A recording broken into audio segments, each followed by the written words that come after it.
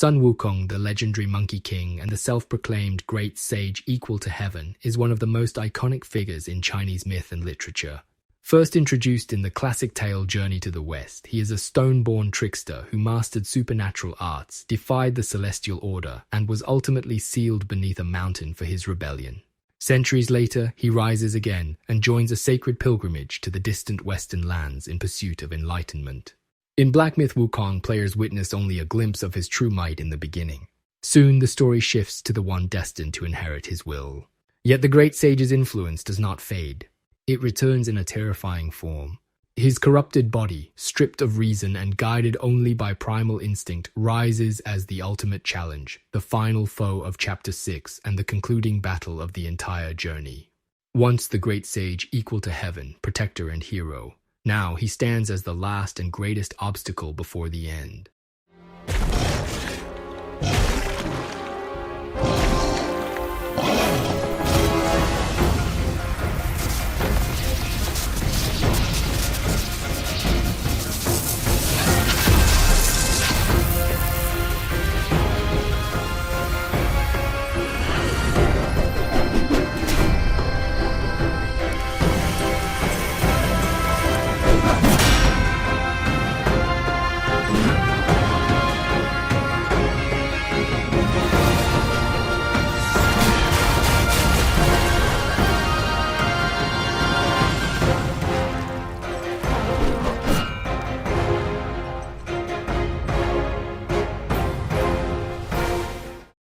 Before his name shook the heavens, Sun Wukong's story began with a miracle of nature. On Mount Huaguo there rested a mysterious stone nurtured by both the power of the heavens above and the earth below. From this union of yin and yang, life took form.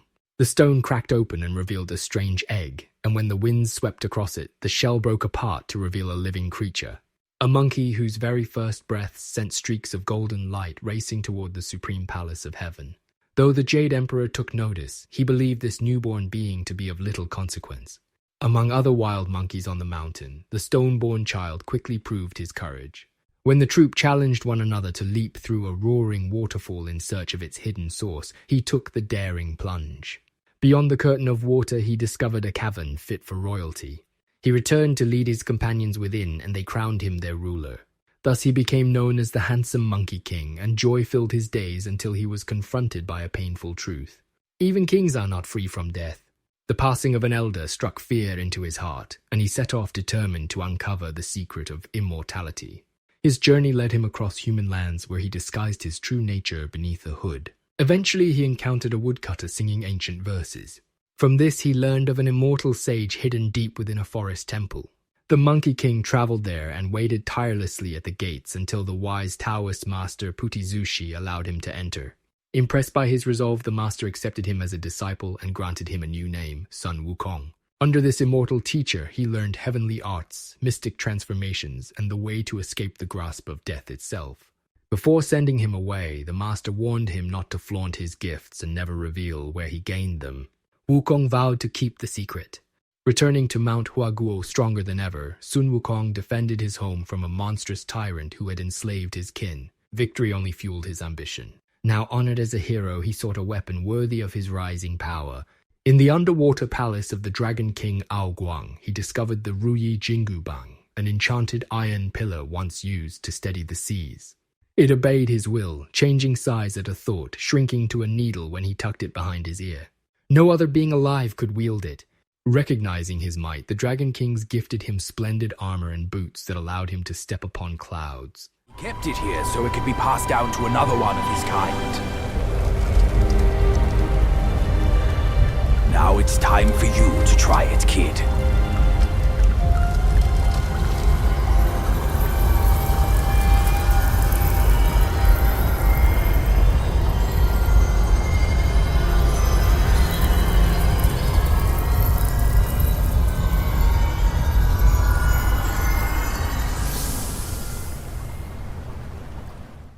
Sun Wukong returned to his mountain gloriously equipped, and many powerful creatures soon sought alliance. Together they became known as the Seven Sages. Yet even this brotherhood could not temper his growing audacity. When the rulers of the underworld attempted to claim his soul, he stormed through their halls and erased his name and the names of his fellow monkeys from the Book of Mortals, severing their fate from death itself. The 10 kings of hell begged the Jade Emperor for aid. Heaven's armies attempted to strike down the unruly monkey, but every effort failed. Thus begins the rise of the one who would one day call himself the Great Sage Equal to Heaven, a title that would echo through the cosmos and set in motion a conflict the gods could no longer ignore. Believing they could tame his wild spirit through honor, the Jade Emperor summoned Sun Wukong to the celestial court. The Monkey King thought he was at last being welcomed as an immortal of high standing. But the truth was a bitter insult. He was given the title Keeper of the Heavenly Horses, a glorified stable keeper and the lowest position in all of heaven. When he realized he had been mocked, he marched from the stables, set the cloud horses free, and returned to his mountain kingdom. There he declared the title he believed he truly deserved. He announced himself to all as the Great Sage Equal to Heaven. The celestial court hesitated to move against him. The advisor Gold Star warned that losing to such an unruly creature would disgrace heaven's reputation. He suggested they indulge Wukong's pride and lure him back with a title that sounded grand yet meant nothing. The Jade Emperor agreed, laughing at the monkey's ignorance of heaven's hierarchy. Sun Wukong suspected the deceit but could not resist when Gold Star himself arrived and addressed him by his chosen title. He was granted a prestigious sounding duty as guardian of the Heavenly Peach Garden, a paradise filled with fruit that bestowed long life. The peaches delighted him, yet when the time came for the royal banquet, he discovered that every divine guest had been invited, except him. Even the maidens who picked the peaches giggled at his claim to greatness, insisting he was only a gardener. Humiliation ignited defiance. As preparations for the banquet continued, he helped himself to the lavish food and sacred wine. Emboldened by drink, he roamed the highest levels of heaven where only the purest spirits could tread. There he devoured the peaches of immortality, the pills of immortality, and emptied the royal wine stores before fleeing back to his kingdom with rebellion burning in his heart. Now truly dangerous, Sun Wukong faced the full wrath of the celestial armies. With unmatched skill and cunning, he defeated waves of divine warriors, the 28 constellations, the fierce boy god Neja, and even the mighty 4 heavenly kings. He laughed as he triumphed, unstoppable and unafraid. Guanyin, the bodhisattva of compassion, arrived to assess the growing disaster and sent her disciple Muja to fight the Monkey King. Muza fell quickly. She then called upon Erlang Shen, a fearsome warrior with a divine third eye. Their clash shook the realms. Both fighters transformed again and again into monstrous forms, battling across the skies until Wukong's confidence faltered. He became a fish to escape, and the shape-shifting duel continued endlessly. At last, Laozi hurled a diamond ring from behind, striking Wukong senseless and allowing Erlang to bind him. Even then, heaven could not kill him. After failed executions, Laozi cast Sun Wukong into the 8 trigrams furnace for 49 long days, hoping the sacred fire would reduce him to elixir. But deep inside, Wukong hid in the corner aligned with the wind trigram where the flames burned weakest. He endured, and the heavenly fire only strengthened him further. He emerged unburned with a new and fearsome gift, the golden fiery eyes which revealed the true form of evil. Breaking free, enraged and more powerful than ever, the great sage Equal to Heaven shattered the furnace and stormed the celestial palace, ready to defy the Jade Emperor once more, and prove that no chains forged by gods could ever hold him. Chaos in the celestial realm reached its breaking point. Unable to subdue Sun Wukong by force or flame, the Jade Emperor and his court turned to the highest power in existence. They prayed for the intervention of the Buddha of the Western Paradise. From beyond the limits of heaven, Buddha arrived in radiant calm, facing the unruly great sage Equal to Heaven without fear or anger. Sun Wukong boldly proclaimed that the throne of heaven should be his. He boasted of victories over armies and gods, confident that none could restrain his growing power. Listening patiently, Buddha proposed a simple wager. If the Monkey King could leap from Buddha's palm and truly escape it, the heavenly throne would be his. Wukong agreed instantly, laughing at such a foolish challenge. He sprang upward like a comet and raced across the skies faster than thought. He reached the farthest edge of the universe, where 5 colossal pillars stood like the boundary of creation itself. Believing he had found the very end of existence, he carved his title into one pillar and marked another in crude triumph. Convinced of victory, he soared back to claim his prize. But as he landed, he realized the dreadful truth. Those towering pillars were nothing more than 5 fingers of the Buddha's hand. He had never escaped at all. Enraged and disbelieving, he tried to break free again. With a single motion, the Buddha flipped his hand, and the Monkey King fell like a star struck from the heavens. A sacred mountain formed upon him, pinning him beneath uncountable tons of stone. To seal his fate, Buddha pressed a golden talisman into the rock engraved with the sacred mantra Om Mani Padme Hum, an unbreakable seal upon his prison. Only his head and hands remained exposed to the world, trapped for 500 years to learn humility and patience he had long cast aside. 2 earth spirits were assigned to sustain him, with iron pellets to sate his hunger and molten copper to quench his thirst. Powerless, forgotten, and alone beneath the weight of heaven's judgment, the great sage equal to heaven waited. And in that silence, his legend only grew stronger, preparing for the day destiny would call him forth once more. 5 centuries passed while the great sage equal to heaven lay bound beneath the weight of divine punishment. When the time came for a sacred mission that could determine the fate of countless souls, the Bodhisattva Guanyin descended from the west in search of protectors. A pilgrim would soon journey across the world to retrieve the holy Buddhist scriptures, and heaven required champions to ensure this quest succeeded. Upon hearing this, Sun Wukong saw his chance at freedom. He pledged to safeguard the monk Tang Sanzang through every danger that lay ahead in return for release once the pilgrimage was complete. Guanyin, knowing the Monkey King's stubborn and unpredictable nature, offered Tang Sanzang a secret tool of control. It was a golden circlet blessed by the Buddha himself, one that Wukong could be tricked into wearing. With the recitation of a sacred chant, the band would tighten and send searing pain through his skull, binding even his rebellious spirit to obedience. Guanyin also entrusted Wukong with 3 enchanted hairs to be used only in their most desperate hours. Thus, freed under watchful guidance, Sun Wukong joined Tang Sanzang upon the road to the Western Paradise. Along the way, they gained 2 more companions seeking redemption, Zhu Bajie and Sha Wujing. Demons and spirits stalked them relentlessly, for consuming the flesh of the holy monk was said to grant immortality. Again and again, the Monkey King stood between death and his master, wielding his staff and cunning to crush threats from every corner of the spirit world. Through storms, haunted mountains, deadly illusions, and 81 trials, Wukong learned patience, compassion, and the teachings of Buddhism. Though once a terror to heaven, he now fought not for glory, but for the salvation of another. When the pilgrimage reached its triumphant end and the scriptures returned to China, Sun Wukong achieved what once seemed impossible. He was granted enlightenment and the divine title Victorious Fighting Buddha. The circlet was lifted as a reward, freeing him at last from the chains placed upon him. He dwelled with his master upon Mount Lingshan in peace, honored as a defender of the Dharma.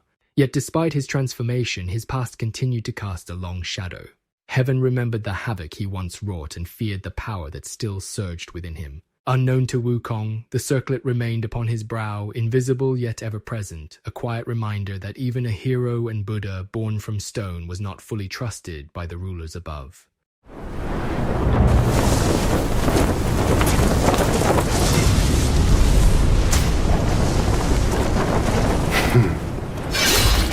What does it matter if you become a Buddha? That headband has always been on your head. Keep those eyes wide open. Watch me rip it off and break free. Deep inside, the great sage equal to heaven remained a force too vast for any script or sutra to contain. His story was far from over. After countless years as the victorious fighting Buddha, Sun Wukong eventually stepped away from his celestial position. He returned to Mount Huaguo to live freely among his monkey tribe as the great sage, embracing the simple joys he once knew. Although he achieved enlightenment and redemption, he could not entirely forget the mortal attachments that once shaped his heart, including the pain of being forced to destroy Baigujing 3 times in hopes that his compassion would fade. On White Tiger Ridge, he forsook his love.